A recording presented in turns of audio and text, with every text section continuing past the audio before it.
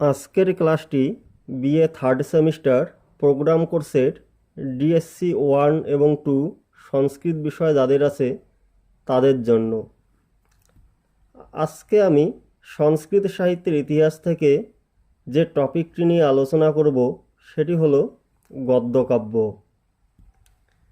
এই গদ্যকাব্য থেকে আজকে আমি গদ্যকাব্যের সংজ্ঞা এবং প্রকারভেদ এবং গদ্যকাব্যের ইতিহাসে দণ্ডির অবদান সম্পর্কে আলোচনা করব।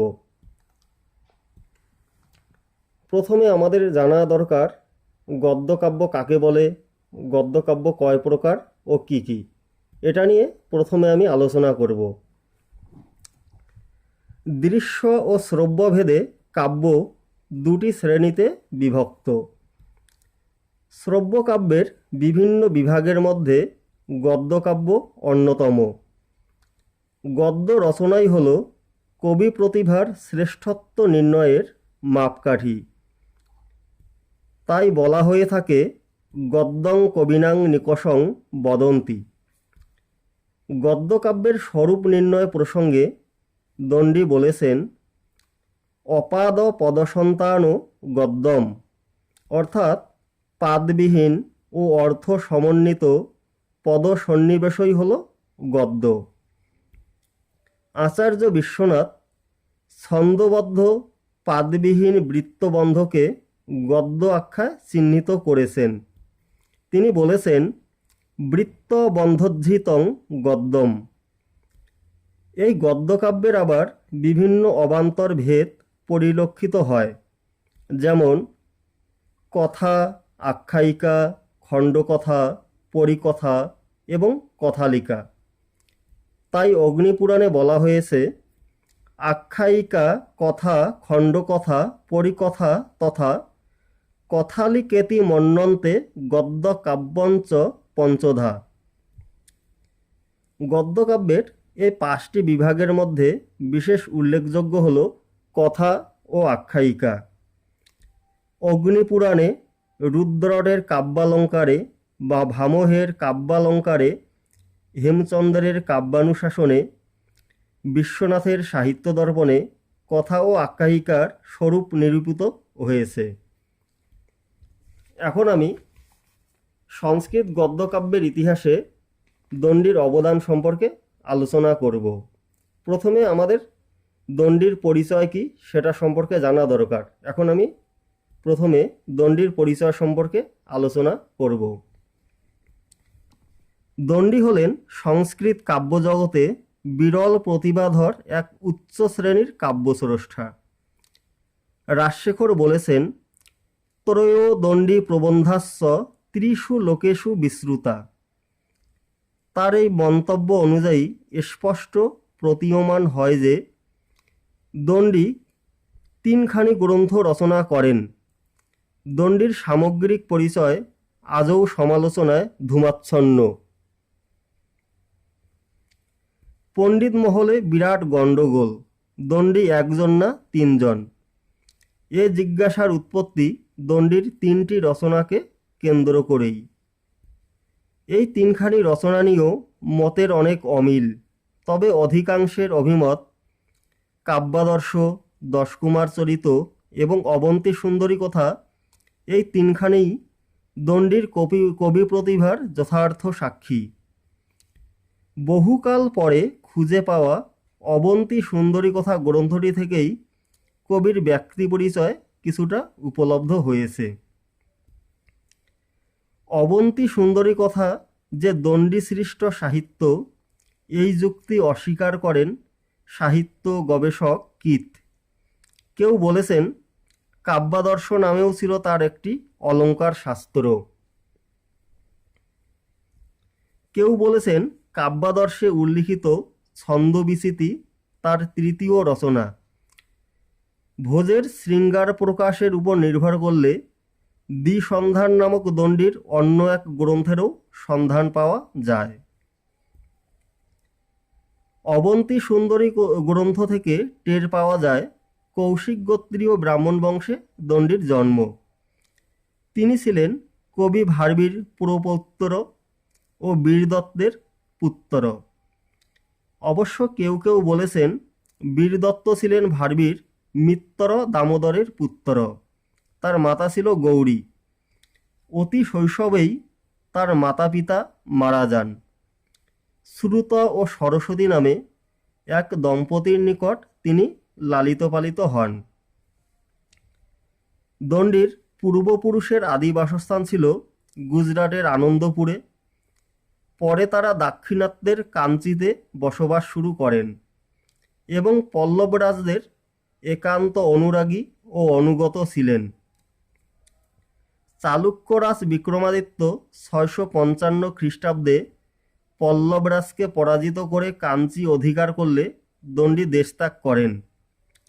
630 থেকে 638 খ্রিস্টাব্দে আবার পল্লবরাজ নরসিংহবর্মন নিজ সিংহাসন পুনরুদ্ধার করলে দণ্ডী রাজার অনুগ্রহে ফিরে আসেন এবং রাজসভায় উচ্চ পদে আসন গ্রহণ করেন। এখন আমি দণ্ডির আবির্ভাবকাল সম্পর্কে আলোচনা করব।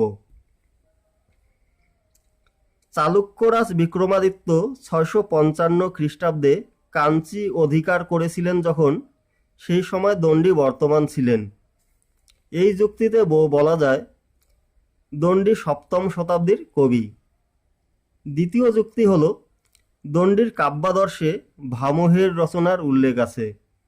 আবার বামন দণ্ডির সমালোচনা করেছেন। এই পরিপ্রেক্ষিতে ভামহ ও বামনের মধ্যবর্তী কালকে দণ্ডির আবির্ভাব সময় হিসাবে চিহ্নিত করলে দণ্ডিকে অনায়াসে সপ্তম শতকের মাঝামাঝি কালের কবি বলা যেতে পারে। এখন আমি দণ্ডির দশকুমার চরিতম গদ্যকাব্যটি সম্পর্কে আলোচনা করব। দণ্ডির প্রধান গদ্য রচনা হল দশকুমার চরিত। এটি আখ্যায়িকা শ্রেণীর গদ্যকাব্য। এই কাব্যের দুটি ভাগ, পূর্ব পীঠিকা ও উত্তর পীঠিকা। প্রথম ভাগে 5টি ও দ্বিতীয় ভাগে 8টি উচ্ছ্বাস রয়েছে, তবে কাব্যখানি সম্পূর্ণ হয়নি। গ্রন্থের নাম অনুযায়ী 10 জন রাজকুমারের কাহিনী থাকার কথা, কিন্তু মূল গ্রন্থে পাওয়া গেছে 8টি কাহিনী। সম্ভবত শেষের দুটি কাহিনী অন্য কোনো লেখক যুক্ত করে দিয়েছেন। এর সংক্ষিপ্ত কাহিনীটি হল, মগধরাজ রাজহংস মালবরাজের কাছে পরাজিত হয়ে মন্ত্রীসহ সপরিবারে বিন্ধ্যগিরিতে আশ্রয় গ্রহণ করেন। সেখানে রাজহংসের একটি পুত্র সন্তান জন্মে, তার নাম রাজবাহন। মন্ত্রীদেরও একটি করে সন্তান লাভ হয়। ঘটনাক্রমে অপর এক মিত্র রাজার 2 পুত্রকেও সেখানে আনা হয়। এইভাবে মোট 10 জন কুমার একত্রে শিক্ষা লাভ করে বড় হতে থাকে। একদিন মধ্যরাতে রাজবাহন তার বন্ধুদের ছেড়ে মাতঙ্গ নামক এক ব্রাহ্মণের সঙ্গে পাতাল রাজ্যে যাত্রা করেন।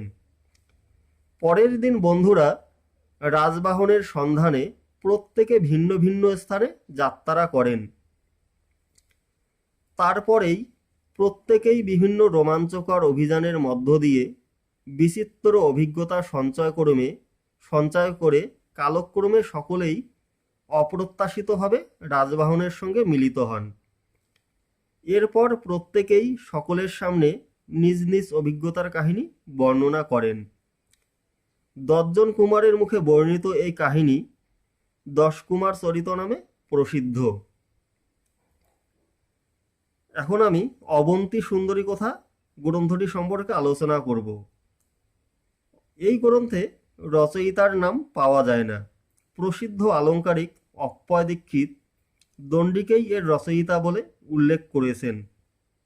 এখানে জনৈক সমুদ্রদত্ত ও কাদম্বরী এবং সৌনক ও বন্ধুমতির কাহিনী বর্ণিত হয়েছে। এবার আলোচনায় আসি দণ্ডির কাব্যাদর্শ গ্রন্থটি সম্পর্কে। কাব্যাদর্শ এটি একখানি অলঙ্কার শাস্ত্র এবং এই গ্রন্থখানি দণ্ডির পরিণত বয়সের রচনা। রচনারীতিই কাব্যের বৈশিষ্ট্য এই মতবাদী সম্প্রদায়ের প্রামাণ্য গ্রন্থ হল কাব্যাদর্শ। এতে গৌড়ীয় ও বৈদর্ভী উভয় রীতির আলোচনা করা হয়েছে। এবার আমি আলোচনা করব গদ্যকাব্যে দণ্ডির অবদান সম্পর্কে। দণ্ডী বাস্তব জগৎ ও জীবনের নিপুণ দ্রষ্টা। তিনি কাল্পনিক আদর্শ জগৎ গড়তে লেখনী ধারণ করেননি। তিনি যা দেখেছেন নিষ্ঠার সঙ্গে তাকে ভাষায়িত করেছেন। তার সময়ে ভারতীয় সমাজ অধঃপতনের শেষ সীমানায় পৌঁছে গিয়েছিল। অধঃপতনের ধাপগুলি দেখাতে দণ্ডী ইতস্তত করেননি। সমাজের নৈতিক অবক্ষয়ের চিত্রটি তার রচনায় সুস্পষ্ট। অসাধুতা, লোভ, প্রতারণা, নারীহরণ, গুপ্তপ্রেম, চুরি, জুয়াচুরি প্রভৃতি সামাজিক দোষগুলিকে তিনি প্রচ্ছন্ন রাখেননি। দণ্ডী যেন দণ্ডী, তিনি যেন দণ্ডধর। সমাজের কদাচার বা কুৎসিত আচরণের দণ্ড দিতেই বুঝি তার আবির্ভাব। বৈচিত্র্যের এক লীলাভূমি 10 কুমার চরিত। কত বিচিত্র ঘটনাই না এখানে সন্নিবেশিত হয়েছে, কত বিচিত্র চরিত্রেরই না আনাগোনা এখানে। ব্যবহারিক জীবনের সজীব বর্ণনায় কবি ছিলেন সিদ্ধহস্ত। কামশাস্ত্রে এবং অর্থশাস্ত্রে নিপুণ দণ্ডির রচনা গুরুগম্ভীর নয়। হাস্য কৌতুক প্রিয় সরস রসিক কবি দণ্ডির দেখাও মেলে রচনার স্থানে স্থানে। দণ্ডী ছিলেন একজন সার্থক কথাশিল্পী। বক্তব্য অনুযায়ী ভাষা ব্যবহার তার অজানা নয়। বৈদর্ভ রীতির প্রাণস্বরূপ প্রসাদ গুণের প্রসাদে তার কাব্য অবশ্যই মাধুর্যময়। তাই বাগবিস্তারের আতিশয্যে তিনি ভাষাকে ভারাক্রান্ত করেননি। কিন্তু বিষয়ের প্রয়োজনে গদ্যকাব্যের দাবিকে অস্বীকার না করে সন্ধি সমাসবহুল গৌড়ী রীতিকেও তিনি আশ্রয় করেছেন সময় সময়। মোট কথা, গদ্য রচনায় দণ্ডির সামঞ্জস্যবোধ বিস্ময়কর। ভাষা রচনায় দণ্ডির শক্তির সর্বত্র পরিচয় পাওয়া যায়। প্রাচীন ভারতীয় সাহিত্যের সমালোচকগণ দণ্ডির প্রশংসায় পঞ্চমুখ। কেউ কেউ বাল্মীকি, ব্যাসের পর দণ্ডিরই স্থান নির্দেশ করেছেন। দণ্ডী ও বাণভট্টের কাছে অন্য কবিরা রুদ্ধবাক, এমন কথাও বলা হয়েছে। দণ্ডির বক্তব্য স্পষ্ট, ভাষা স্বচ্ছ, সাবলীল ও ললিত এবং কাহিনী চিত্তাকর্ষক। তাই কালিদাস, ভারবী, মাঘের বৈশিষ্ট্য উল্লেখের সঙ্গে সঙ্গে এক সুপ্রসিদ্ধ শ্লোকে দণ্ডির পদলালিত্য উল্লিখিত হয়েছে।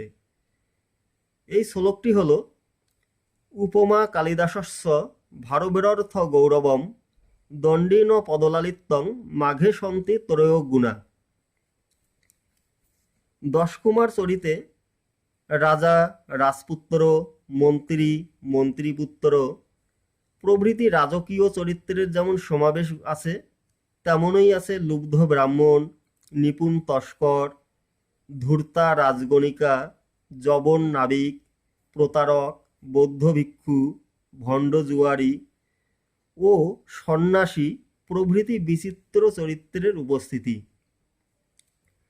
আধুনিক উপন্যাস সুলভ নানা উপাদান 10 কুমার চরিতে বিদ্যমান। নানা দিক থেকেই মৃচ্ছকটিক নাটকের সঙ্গে 10 কুমার চরিতের তুলনা করা চলে। দণ্ডির ব্যাকরণ এবং অলঙ্কার শাস্ত্রে অসাধারণ ব্যুৎপত্তি ছিল বলেই হয়তো শৃঙ্গার, করুণ, বীর, বীভৎস বা হাস্য প্রভৃতি রস সৃষ্টিতে অসাধারণ নৈপুণ্য প্রদর্শনে সক্ষম হয়েছেন। 10 কুমার চরিত এক অনন্য সৃষ্টি। এই জন্যে যে এরকম রোমাঞ্চকর কাহিনী সমৃদ্ধ সরল রচনা সংস্কৃত সাহিত্যে আর কোথাও নেই। এখানে গতানুগতিকতা নেই বললেই চলে এবং সাহিত্য গুণের হানিও বিরল দৃষ্ট। যে সমস্ত গুণে বা বৈশিষ্ট্যে একটি গ্রন্থ সুপাঠ্য হয়ে উঠতে পারে সে সবই দশকুমারচরিতে বর্তমান থাকায় এটি যথার্থই অতুলনীয়। আজকের আলোচনা এই পর্যন্তই।